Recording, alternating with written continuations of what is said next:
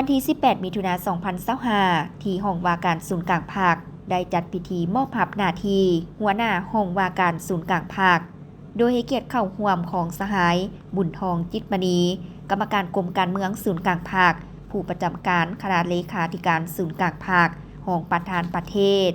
มีบรรดาสหายการนำขันสูงอ้อมข้างศูนย์กลางภาคและคณะภาคคณะกรมคณะแผนกของห้องว่าการศูนย์กลางภาคเข้าร่วมอย่างพร้อมเพรียง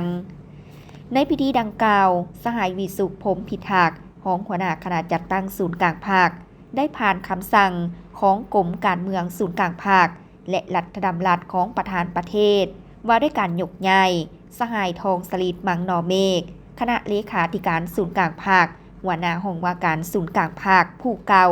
ไปรับหน้าที่ใหม่อยู่กระทรวงศึกษาธิการและกีฬา